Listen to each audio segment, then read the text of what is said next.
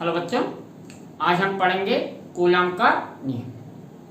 चलिए बेटा, हमने प्रीवियस लेक्चर में पढ़ लिया कि कोई भी आवेश दूसरे आवेश के ऊपर बल लगाता है और आवेशों के मध्य जो ये बल लगता है इसे हम बल को नाम दिया है वैद्युत चुंबकीय बल। इस बल को हम कहते हैं वैद्युत चुंबकीय बल। ये बात बेटा आप 9th क्लास से पढ़ते हुए आ रहे हैं कि इलेक्ट्रॉन और एक प्रोटॉन अगर हो तो दोनों आवेशित कण एक दूसरे को आकर्षित करेंगे, या ये कह सकते हैं आप कि अगर दोनों प्रोटॉन हैं तो वो एक दूसरे को प्रतिकर्षित करेंगे। ये आकर्षित करें या प्रतिकर्षित करें, दोनों ही केसेस में ये एक दूसरे पर बल लगाते हैं। तो बेटा आवेश आवेश के ऊपर बल लगाता है। अब बात आती है कि ये बल कितना लगता है, तो इसके लिए बेटा सर कूलम ने एक नियम दिया जिससे हम दो आवेशित कणों के मध्य लगने वाले बल का परिमाण ज्ञात कर सकते हैं। तो बेटा कूलम नियम क्या है? कूलम नियम है बेटा कि दो बिंदु आवेशों के मध्य लगने वाले बल का परिमाण दोनों आवेशों के बीच की दोनों आवेशों के गुणनफल के अनुक्रमानुपाती तथा उनके बीच की दूरी के व्युत्क्रमानुपाती, उनके बीच की दूरी के वर्ग के व्युत्क्रमानुपाती होता है। उनके बीच की दूरी के वर्ग के व्युत्क्रमानुपाती। ये बेटा सर कूलम ने नियम दिया। इसमें दो बातें आपको ध्यान देने की हैं, एक बिंदु आवेश, दूसरा बल का परिमाण। यानी कूलम्स लॉ में हमें बल का बेटा परिमाण मिलेगा, बल की दिशा के बारे में जानकारी नहीं मिलेगी। बल की दिशा के बारे में जानकारी हमें अपने दिमाग से लगाना होगा, जिसके बारे में हम वेक्टर फॉर्म के समय पर पढ़ेंगे। ठीक है बेटा। तो अभी हमें कूलम नियम में क्या है बल का परिमाण कि दो बिंदु आवेशों के मध्य लगने वाले बल का परिमाण उन दोनों आवेशों के गुणनफल के अनुक्रमानुपाती और उनके बीच की दूरी के वर्ग के व्युत्क्रमानुपाती होता है। देखिए बेटा मैं लिखता हूं, पहले देखिएगा बल का परिमाण। तो बल के परिमाण को बेटा आप ऐसे मॉड करके लिख सकते हैं। बल के परिमाण को आप मॉड लगाकर लिख सकते हैं। नॉर्मली हम इसे शॉर्ट में ऐसे लिखते हैं परिमाण, जिसके ऊपर वेक्टर ना लगाओ परिमाण। तो मैं बेटा ऐसे लिखूंगा, तो ये इसलिए सेम में डाल दिया कि आप गौर कर सके कि बल के परिमाण के बारे में। ये किसके अनुक्रमानुपाती है बेटा? दोनों आवेशों के गुणनफल के। मान लीजिए हमारे पास दो आवेश हैं Q1 और Q2, इन दोनों आवेशों के गुणनफल के बराबर के अनुक्रमानुपाती। तो बेटा एक आवेश और दूसरे आवेश का गुणनफल, ये इनका गुणनफल हो गया। और उनके बीच की दूरी कितनी है बेटा? r। तो अगर उनके बीच की दूरी के वर्ग के व्युत्क्रमानुपाती होता है। तो ये कूलम ने नियम दिया। देखिएगा बेटा, अब बात आती है बिंदु आवेश की। ये नियम बिंदु आवेशों के लिए वैलिड है बेटा। अब बिंदु आवेश क्या होते हैं? तो बेटा बिंदु आवेश के बारे में मैं आपको बता देता हूं, क्योंकि ये बहुत इंपॉर्टेंट बात है। हम पूरी बुक में, अपने फर्स्ट बुक में जितने भी आवेश पढ़ेंगे सबके सब बिंदु आवेश होंगे। बिंदु आवेशों का फायदा भी है, क्या फायदा ये भी बताता हूं। तो बेटा सबसे पहले बिंदु आवेश क्या है? तो बिंदु आवेश क्या है कि जब किस आवेशित कणों का आकार उनके बीच की दूरी की तुलना में उपेक्षणीय अथवा नगण्य हो तो उस आवेशित कण को हम बिंदु आवेश कहते हैं। ये नीचे बेटा मैंने लिखा है नोट में, इसे स्पेशली अलग से लिख लीजिएगा। इसको मैं एक्सप्लेन करता हूँ। देखिए जब आवेशित कणों का आकार, यानी ये जो आवेश हैं, अब मैंने कण इसलिए लिखा है बेटा क्योंकि आवेश हमेशा किसी न किसी कण के ऊपर ही रह सकता है। आवेश स्वतंत्र नहीं रह सकता, आवेश को किसी न किसी द्रव्यमान की आवश्यकता है। तो जिस द्रव्यमान के ऊपर वो आवेश है उस द्रव्यमान का आकार बहुत छोटा होगा। किसकी तुलना में? उनके बीच की दूरी की तुलना में। यानी यहाँ पर ये समझ के चलिए कि इनके बीच के दोनों आवेशों के बीच की दूरी r है। इस r की तुलना में अगर ये आवेश का आकार बहुत छोटा, या ये आवेश जिस कण के ऊपर है वो कण बहुत छोटा हो, अगर ये मान लो कि ये कण गोलाकार है, तो इस आवेशित कण का त्रिज्या इसकी तुलना में बहुत छोटी होनी चाहिए। मान लीजिए ये 1 मीटर है, तो इसकी त्रिज्या कितनी होनी चाहिए? 1 mm के आसपास, 0.1 mm के आसपास। तो इसकी तुलना में हम इसे बहुत छोटा मानेंगे। दूरी की तुलना में। या सिंपल लैंग्वेज में आप ऐसे समझ सकते हैं, आवेश बिंदु आवेश का मतलब है कि जिस आवेश के ऊपर, जिस कण के ऊपर आवेश है वो कण बहुत छोटा होना चाहिए, बहुत छोटा, तो हम उसे क्या कह देंगे, बिंदु आवेश। अक्सर के बच्चे क्या सोचते हैं, बिंदु आवेश है तो आवेश छोटा होगा।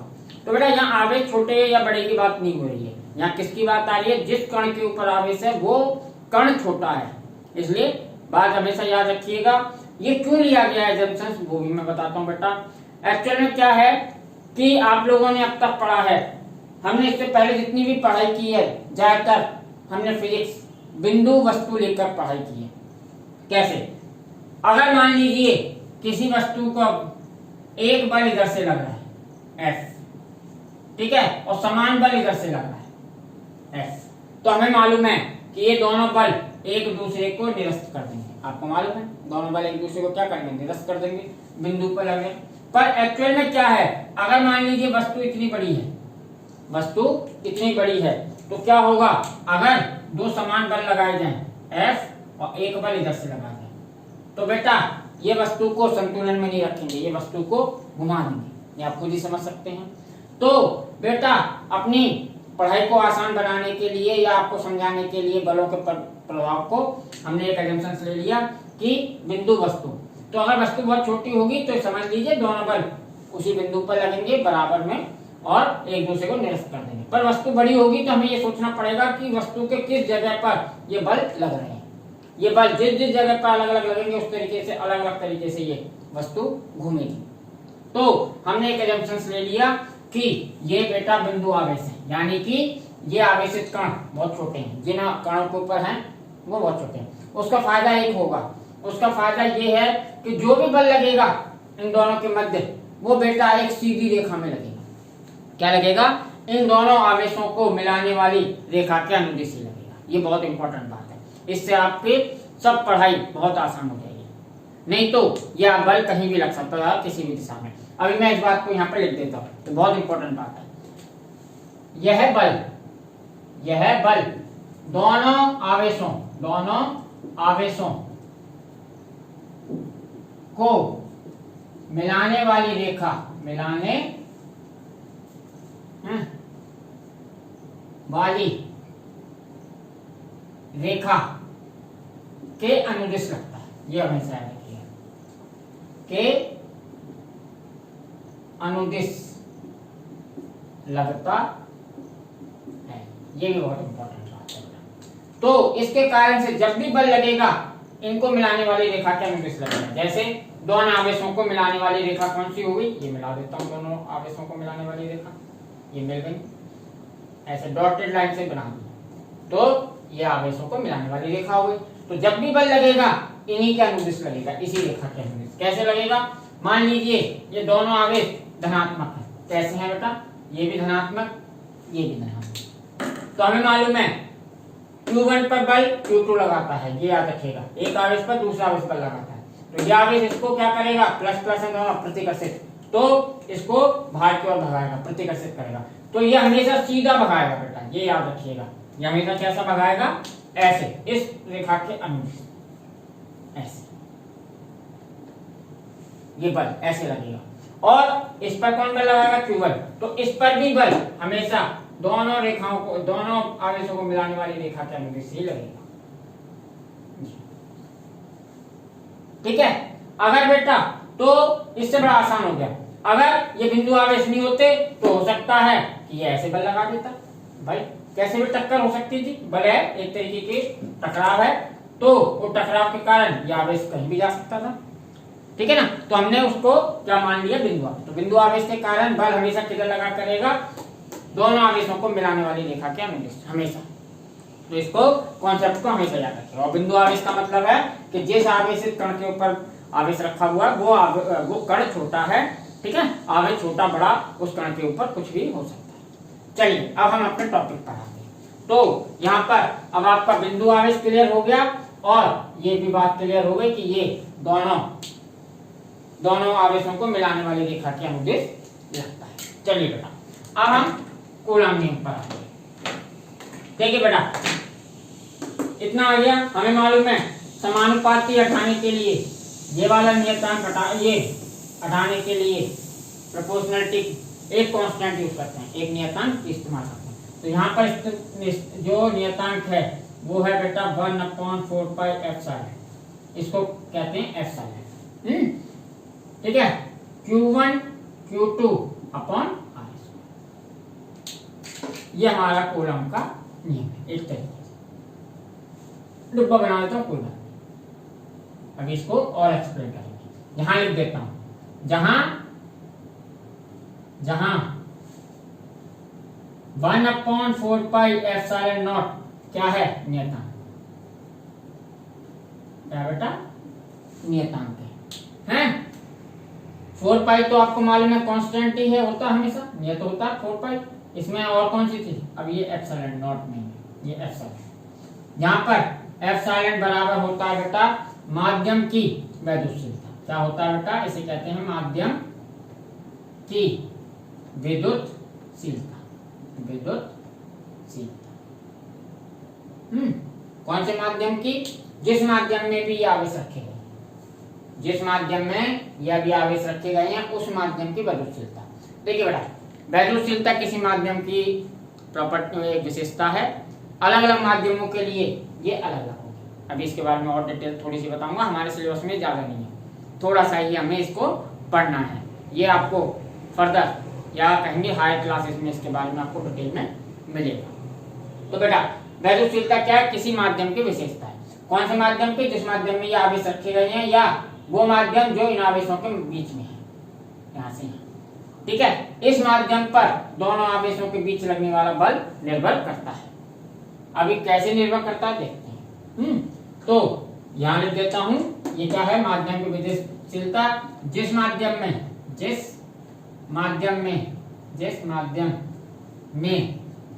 आवेश रखे जाते हैं।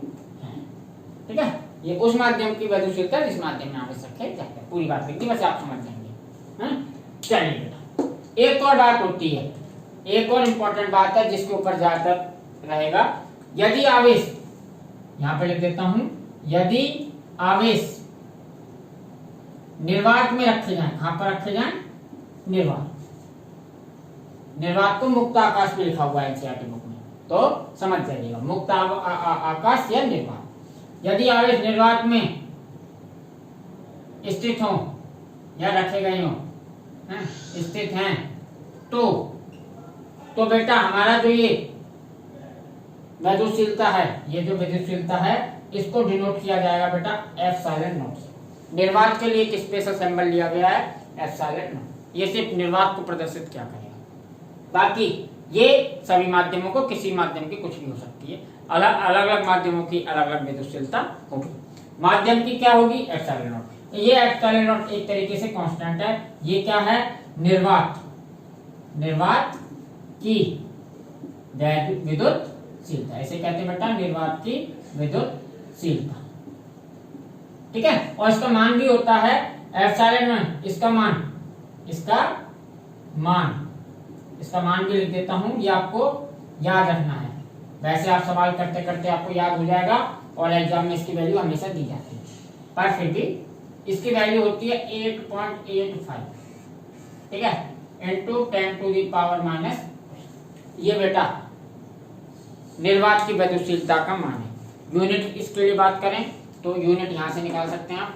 इसकी यूनिट अगर एप्सिलॉन को इधर ले जाएं तो ये बनेगा कूलम स्क्वायर पर न्यूटन मीटर स्क्वायर। तो इसकी यूनिट बनेगी बेटा कूलम स्क्वायर पर न्यूटन मीटर स्क्वायर, जिसकी यूनिट होती है। इसकी एप्सिलॉन नॉट क्या है, निर्वात की विद्युतशीलता। यानी जब आवेश निर्वात में रखे जाएं तो हम क्या लिया करेंगे यहाँ पर, एप्सिलॉन नॉट। ठीक है, अभी मैं इसके बारे में और बताता हूँ। एक और बात बेटा, ये जो विद्युतशीलता है, अगर ये आवेश वायु में रखे जाएं तो भी चलेगा। एक्चुअल में वैसे तो ये विद्युतशीलता निर्वात की है, पर वायु की विद्युतशीलता भी इतनी ही होती है। वायु की विद्युतशीलता निर्वात से थोड़ी सी ज्यादा होती है। वायु की विद्युतशीलता निर्वात से हल्की सी ज्यादा होती है, यानी 3 डिजिट तक तो सेम है। अब इसके बाद जो चौथा डिजिट आएगा उसमें वायु और निर्वात में थोड़ा सा अंतर आना प्रारंभ हो जाता है। तो आप ये समझ के चलिए कि निर्वात और वायु में के लिए एक ही वैल्यू लिया करेंगे हम 8.85 × 10⁻²। इससे हमारे दो आवेशों के मध्य लगने वाले बल के परिमाण पर ज्यादा फर्क नहीं पड़ेगा। पर ये छोटे से अंतर का कई और घटनाओं में बड़ा फर्क भी पड़ सकता है। आप लोगों ने एक घटना पढ़ी है कि सूर्यास्त होने के कुछ समय बाद तक सूरज दिखाई देता है तथा सूर्य उदय होने से कुछ समय पूर्व सूर्य दिखाई देना प्रारंभ हो जाता है। तो उसका रीजन बेटा माध्यम की वैद्युतशीलता में अंतर है। ठीक है, उसे हम जब लाइट चैप्टर आएगा, प्रकाश चैप्टर आएगा, उस समय मैं आपको बताऊंगा। अभी आप तो स्थिर वैद्युतिकी में निर्वात और वायु में ज्यादा कोई अंतर नहीं है। तो आप निर्वात और वायु दोनों के लिए यही वैल्यू लेंगे। कितनी लेंगे? ये दोनों के लिए लेंगे, निर्वात या वायु। ठीक है, तो इनमें थोड़ा सा अंतर होता है। अब थर्ड डिजिट के बाद अंतर आना शुरू होगा, मामूली सा अंतर है।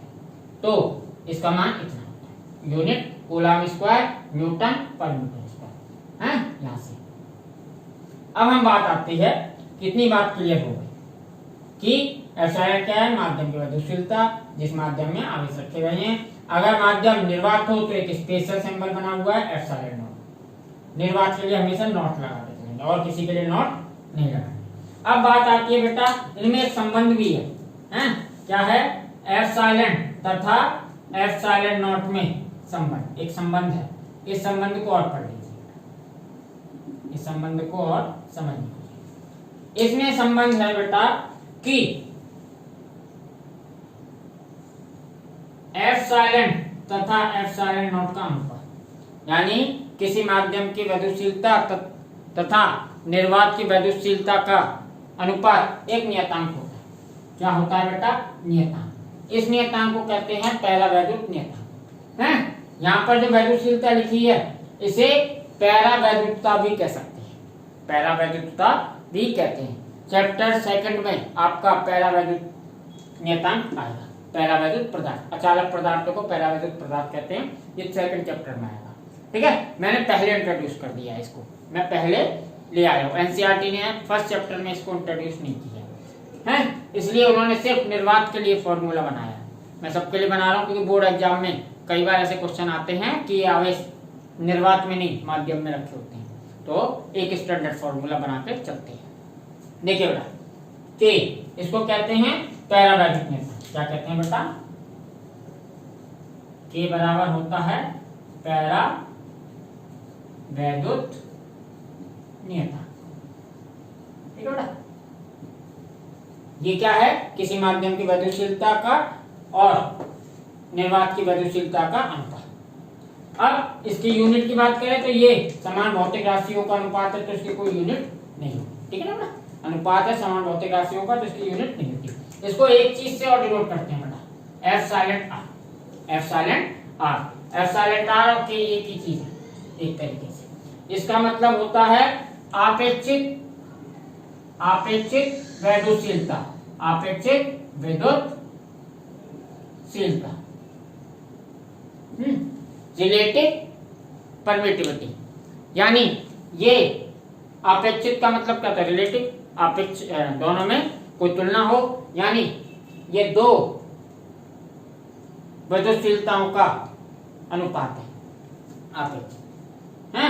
क्या है? माध्यम की वैद्युतशीलता और ये निर्वात की। यानी इसका मतलब है कि माध्यम की वैद्युतशीलता निर्वात की वैद्युतशीलता से कितने गुना है। इसका मतलब ये तो हुआ बेटा, माध्यम की वैद्युतशीलता में हमने निर्वात की वैद्युतशीलता का भाग कर दिया, तो हमें क्या मिला कि माध्यम की वैद्युतशीलता निर्वात की वैद्युतशीलता से कितने गुना ज्यादा है।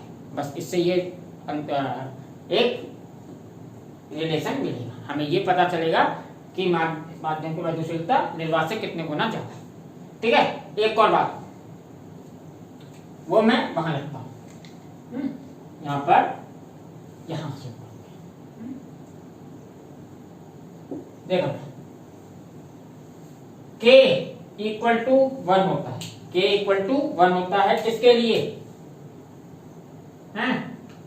निर्वात या वायु के लिए। K का मान है, K या एप्सिलॉन, ये एप्सिलॉन आर अपेक्षित विद्युत। देखिए बेटा, अगर हमने के का मान किसके लिए, माध्यम के लिए, किसके लिए निकाला, निर्वात के लिए, तो बेटा ऊपर भी निर्वात की विद्युतशीलता आएगी, नीचे तो हमेशा निर्वात की विद्युतशीलता ही आएगी। दोनों का भाग करेंगे तो क्या आ जाएगा, एक। ठीक है ना। तो निर्वात के लिए के का मान हमेशा एक होता है, बाकी सब किसी माध्यम के लिए के का मान एक से ज्यादा होता है, याद रखिएगा। के का मान अन्य माध्यमों के लिए, निर्वात के लिए कितना है, एक। अन्य माध्यमों के लिए, अन्य माध्यमों के लिए यह हमेशा के एक से ज्यादा होगा, के कभी भी एक से कम नहीं होगा, याद रखिएगा। के का मान कभी भी एक से कम नहीं होगा।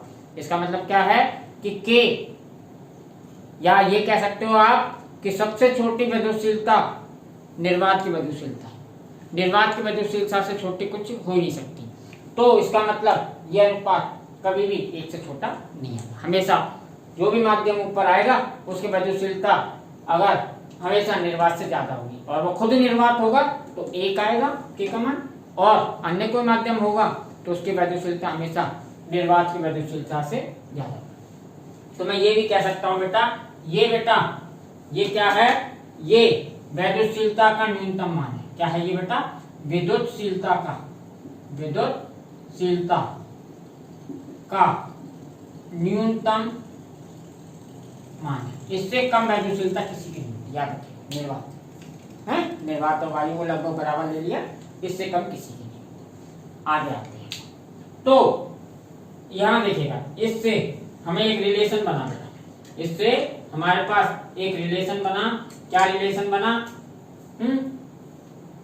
एप्सिलॉन बराबर क्या हो गया, के इंटू एप्सिलॉन, है ना।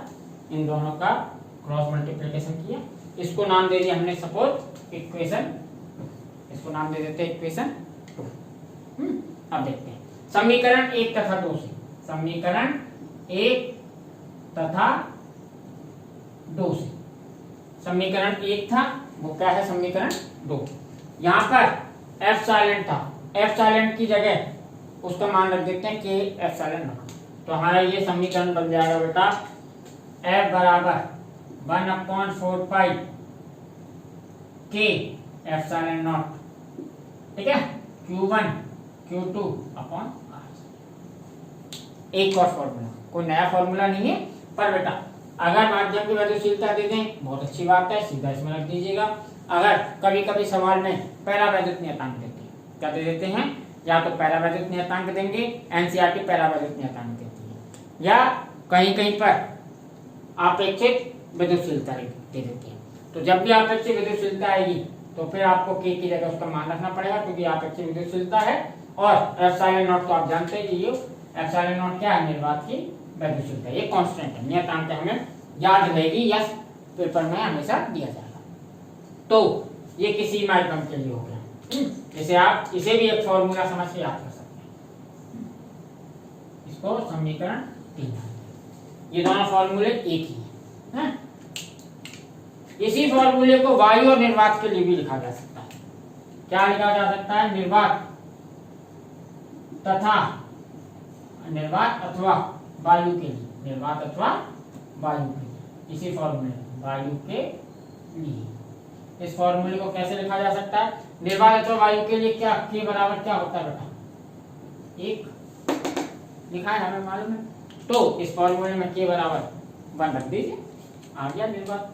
तो के बराबर आ गया 1/4 pi epsilon not Q1 Q2 upon R। यहाँ के की जगह क्या रख दिया मैंने, 1, तो हट गया। ये जो फॉर्मूला बना, ये भी बेटा ये किसके लिए बन गया, निर्वात। ये किसके लिए बन गया, निर्वात अथवा वायु के लिए। और ये फॉर्मूला किसके लिए है बेटा, किसी भी माध्यम के लिए, किसी भी माध्यम के लिए, ऐसे समझ के चलिए। कोई भी माध्यम दिया हो, उसकी विद्युतशीलता दे रखी हो तो ये लगा दीजिए। अगर बाई चांस विद्युतशीलता नहीं दे रखी हो, उसका परावैद्युत नियतांक दे रखा हो, तो ये फॉर्मूला लगा देना इस रिलेशन से, ये याद रखिए, ठीक है। तो ये भी किसी भी माध्यम के लिए, ये भी किसी भी है, किसी भी माध्यम के लिए, माध्यम के लिए। ये सारे फॉर्मूले एक दूसरे से लिंक है, आप ये वाला याद रखिएगा। आप इस वाले फॉर्मूले में अगर माध्यम निर्वात दे दें तो एप्सिलॉन की जगह सीधा क्या लिख देंगे, एप्सिलॉन, यही वाली वैल्यू। तो ये सारी चीजें एक ही है। तो बेटा कूलाम नियम आपको देखा। कूलाम नियम क्या है, दोनों आवेशों गुणनफल के अनुक्रमानुपाती और बीच की दूरी के वर्ग के व्युत्क्रमानुपाती होता है। ठीक है, ये हमेशा क्या है, दोनों आवेशों के को मिलाने वाली रेखा के अनुदिश लगता है, क्योंकि हमने ये मान रखा है कि ये क्या है, बिंदु आवेश। हमेशा याद रखिएगा ये क्या है, बिंदु आवेश। ये बिंदु आवेशों के लिए करंट। ठीक है, इस फॉर्मूले से हमें बल का परिमाण मिल रहा है, दिशा के बारे में अभी कोई जानकारी नहीं मिल रही। दूसरी बात मैंने लिखा है आवेशों के मध्य लगने वाला बल, यानी इस आवेश के ऊपर और इस आवेश के ऊपर के मध्य क्या बल लगेगा। तो दोनों पर मैं आपको बता दूं, ये बल हमेशा बराबर रहेगा, दोनों आवेशों पर बल इक्वल रहेगा।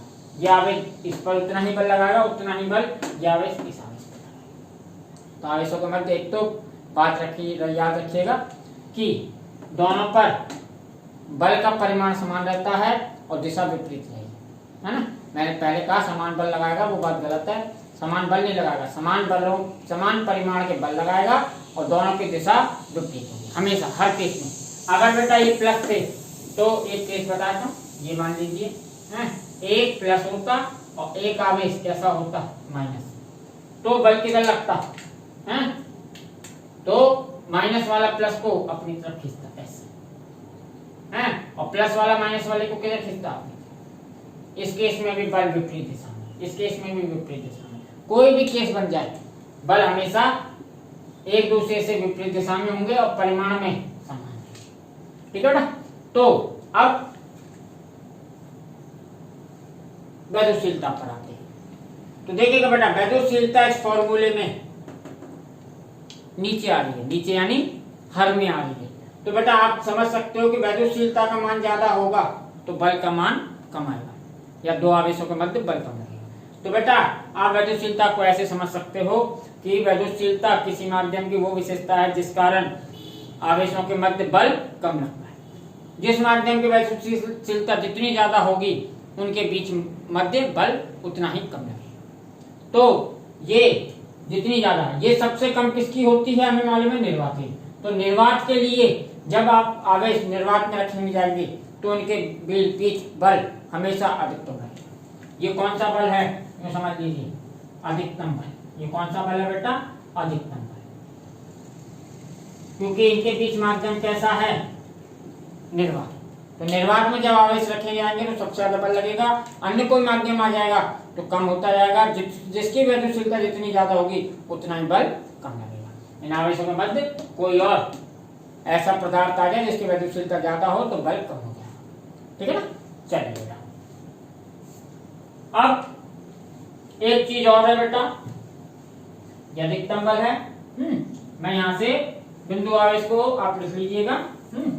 एक चीज और है, हम इजीनेस के लिए या अपनी सुविधा के लिए, आसानी के लिए 1/4 पाई, ये जो पूरा है, इसको बेटा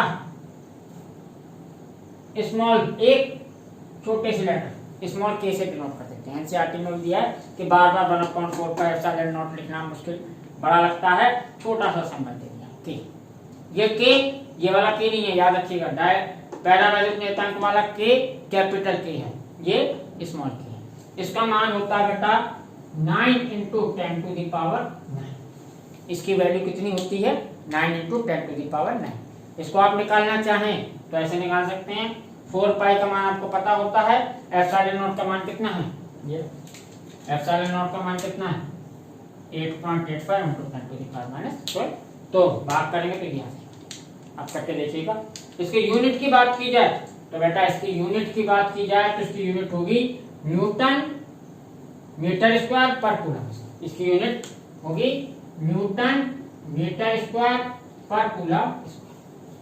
इसकी अपोजिट है, क्योंकि ये एप्सिलॉन नॉट की है, यहाँ एप्सिलॉन नॉट नीचे है, तो यूनिट क्या होगी, उल्टी। तो ये मान हमेशा याद रखना है। के का मान क्या करेंगे 1/4πε0 का मान होता है 9 × 10⁹।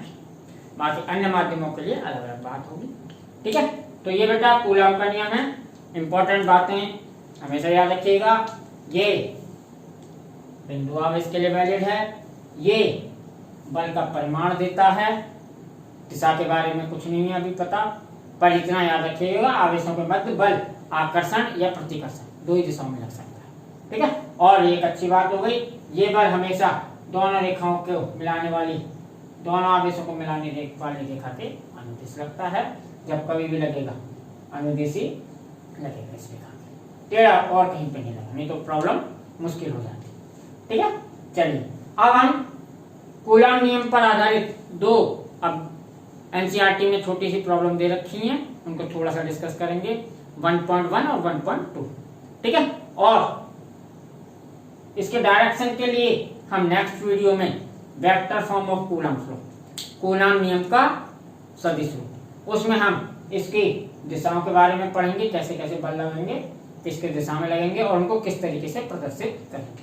ठीक है ना, अभी तो मैंने मैग्नीट्यूड बाय इक्वल दिखा दिया, इनको कैसे दिखाएंगे देखिए।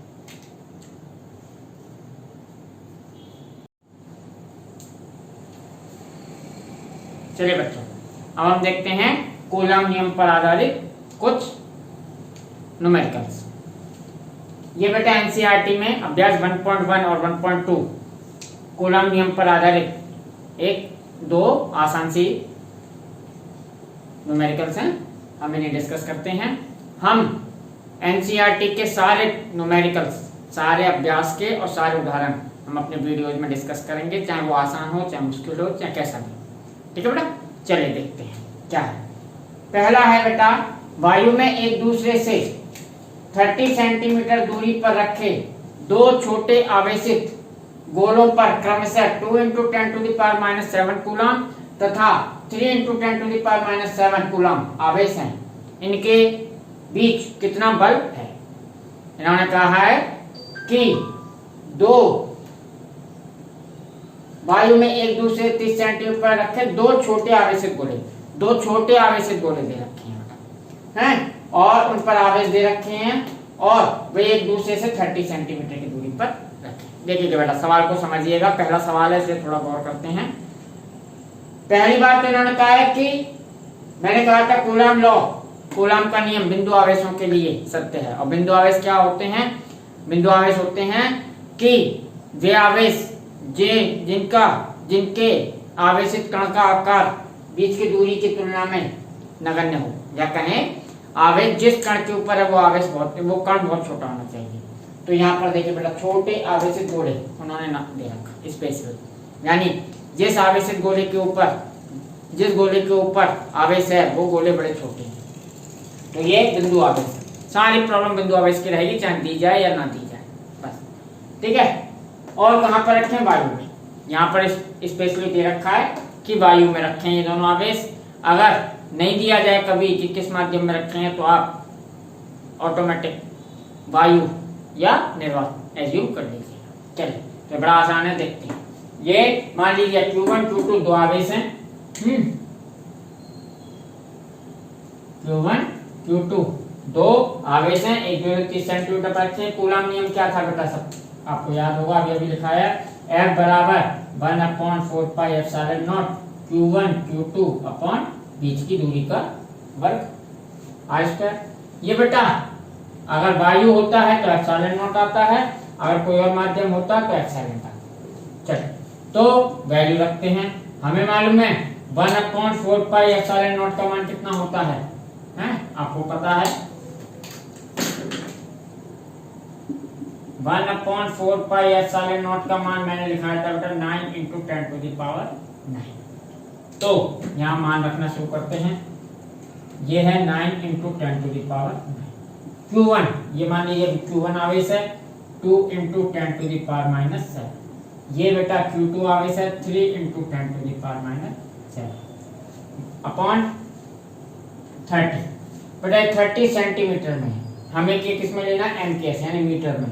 तो 30 सेंटीमीटर को अगर मीटर में बदला तो 10⁻⁻2 का ये मीटर में हो गई डिस्टेंस, ये किस में हो गई, मीटर में। इसका मतलब है 30 इंटू 10⁻⁻2 मीटर, ठीक है ना। तो अब इसका स्क्वायर, ठीक है ना। अगर इसको सॉल्व करते हैं 54 और 14 9 10⁻⁻5 और नीचे हो जाएगा 30 का स्क्वायर 900 और 10⁻⁻4, ठीक है।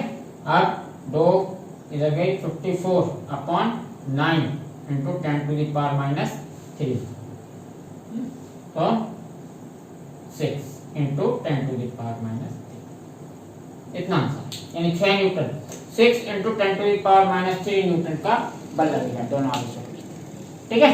तो ये आसान थी, कूलम नियम याद रखिएगा। वायु के लिए होता है 1/4πε0 Q1 Q2/r²। आसान सी प्रॉब्लम थी, ठीक है। और अगर इस बल की प्रकृति लिखनी हो, ये दोनों कैसे आवेश हैं, धनात्मक, तो बेटा जो भी बल लगेगा वो प्रतिकर्षी लगेगा। ये वाला आवेश उसको प्रतिकर्षित करेगा, ये वाला आवेश इसको प्रतिकर्षित करेगा। तो आप चाहें तो ऐसे भी लिख सकते हैं, प्रतिकर्षी। कैसा बेटा, प्रतिकर्षी। आसान सी थी, हैं? चलिए देखते हैं। अब 1.2 अभ्यास 1.2 अभ्यास 1.2 कह रहा है कि 4 माइक्रोकूलम आवेश के किसी छोटे गोले पर किसी अन्य छोटे आवेशित गोले के कारण वायु में 0.2 न्यूटन का बल लगता है। 0.2 न्यूटन का बल लगता है, यानी कोई क्या आवेश है, इस आवेश के कारण किसी दूसरे आवेश के ऊपर जो कि छोटे गोले के ऊपर है, छोटे गोले पर किसी अन्य छोटे आवेशित गोले पर कितना बल लग रहा है बेटा, 0.2 न्यूटन का। यदि दूसरे गोले पर 0.8 माइक्रोकूलम है, इन्होंने दूसरे गोले का भी आवेश दे दिया, यदि दूसरे गोले पर 0.8 माइक्रोकूलम है तो दोनों गोलों, पहला पूछा है दोनों गोलों के बीच की दूरी। देखिए बेटा सवाल क्या कह रहा है, हल करते हैं इसे। ये कह रहा है कि दो बिंदु आवेश है या दो छोटे गोले हैं, ये दो आवेशित गोले मानिए, ठीक है। एक पर आवेश है बेटा, ये मान लीजिए Q1 0.4 माइक्रोकूलम और दूसरे पर बेटा दे रखा ये है, दूसरा आवेश दे रखा 0.8 माइक्रोकूलम। इलेक्ट्रोस्टैटिक्स, स्तर विद्युत में बेटा आवेश बहुत छोटे होते हैं। यहाँ भी देखिए 10⁻⁻7 था, वहाँ -6 है, माइक्रोन मतलब 10⁻�6, ठीक है। तो इलेक्ट्रोस्टैटिक में आवेश बहुत छोटे छोटे चलेंगे, देखिएगा। चलिए, तो इन्होंने दिया है कि पहला गोला 0.4 माइक्रोकूलम का गोला किसी अन्य दूसरे गोले पर कितना बल लगा रहा है बेटा, 0.2 न्यूटन का, 0.2 न्यूटन का। और ये भी प्लस है, ये भी प्लस है, तो ये वाला इसे किधर करेगा, प्रतिकर्षित। क्या करेगा बेटा, प्रतिकर्षित करेगा। तो इसके ऊपर Q2 के ऊपर जो बल लग रहा है वो लग रहा है बेटा 0.2 न्यूटन का। तो कैसे लगेगा, इन दोनों को मिलाने वाली रेखा क्या होगी, हमें मालूम है क्या होता है, इन दोनों आवेशों को मिलाने वाली रेखा के अनुदिश बल लगता है, और अगर दोनों प्लस हैं तो कैसा लगेगा, प्रतिकर्षित। तो ये F बराबर दे रखा है 0.2 न्यूटन, ये दे रखा है, इतना बल लगा है। इन्होंने पूछा है पहला दोनों गोलों के बीच की दूरी, उन्होंने पूछा है दोनों गोलों के बीच की दूरी, यानी ये डिस्टेंस पूछा है। ये मान लीजिए बीच की दूरी क्या है, r, और ये हमें पूछी गई, ये कितनी।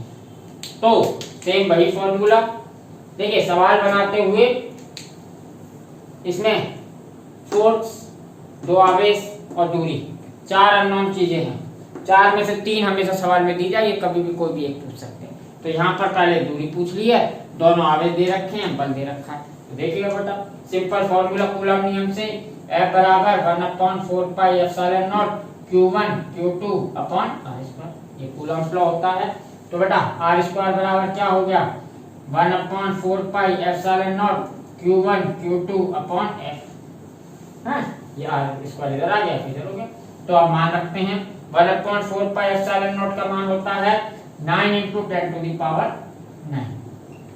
Q1 है बेटा 0.4 × 10⁻⁶, ये माइक्रोन है तो 10⁻⁶।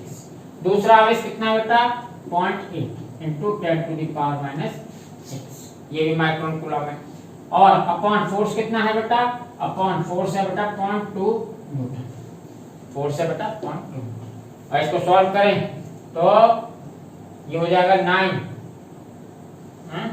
9 इंटू 32 इंटू पावर हो जाएगी बेटा 14 minus 6 5 10 to the power minus 5, ठीक है, अपॉन 0.2। अब इसको सॉल्व और करें तो 9 इंटू 32 डिवाइडेड बाय 0.2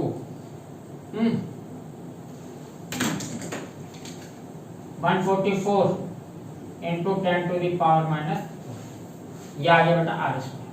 तो आर बराबर क्या हो जाएगा इसका अंडर रूट, तो ये 144 का अंडर रूट 12 और ये 10 टू द पावर माइनस, ये आ गया हमारा आंसर। तो ये हो गया इतना मीटर, ठीक है। आर बराबर कितना आ गया बेटा 12 metre, sorry 12 into 10 to the power minus 2 metre, यानी ऐसे कह सकते हैं भी सेंटीमीटर में लिख दीजिए आर इक्वल टू 12 सेंटीमीटर, यानी ये दोनों आवेश एक दूसरे से 12 सेंटीमीटर की दूरी पर होंगे। तो ये भी कूलम नियम का था, आसान सा था। बस ये प्रॉब्लम्स आपको सिर्फ न्यूमेरिकल इस फॉर्मूले को याद कराने की कोशिश करें, अदरवाइज इसमें कोई फिजिक्स नहीं लगा, ये सिंपल क्वेश्चन है, हैं? पर मैं सारे कराता हूँ इसलिए सारे ही कराऊंगा, चाहे वो आसान हो चाहे मुश्किल हो। और आपके लिए तो बेटा आप बच्चे हैं, हर चीज स्टार्टिंग में पहली बार थोड़ी सी मुश्किल लगती है। चलिए तो ये हो गया, ये हमारा आंसर। देखिए बेटा इसमें एक पार्ट और पूछा है, दूसरे गोले पर पहले गोले के कारण कितना बल लगेगा। उन्होंने पूछा है कि अब दूसरे गोले पर पहले गोले के कारण कितना बल लगेगा, तो इधर दूसरे तो गोले पे दे। अच्छा, ये जो बल पहले लग रहा था 0.4 मंथ है, वो इस पर लग रहा था, कितना लग रहा था बेटा 0.2 न्यूटन। और मैं बता दूं इतना ही बल इसके ऊपर लगेगा। कोई भी किसी के ऊपर बल लगा, ये बल हमेशा क्या रखते हैं बेटा, परिमाण में बराबर, समान परिमाण के बल लगेंगे दोनों आवेशों को, हमेशा याद रखिएगा। बस दिशा विपरीत होगी, मैंने आपको बताई थी। तो दूसरे गोले पर भी बेटा 0.2 न्यूटन का बल ही लगेगा। इस बात को ध्यान रखना चाहे तो आप लिख दीजिए, अगर बस कोई जरूरत नहीं। दूसरे गोले पर भी समान परिमाण का, समान परिमाण लिखूंगा बेटा, समान परिमाण का परंतु विपरीत दिशा में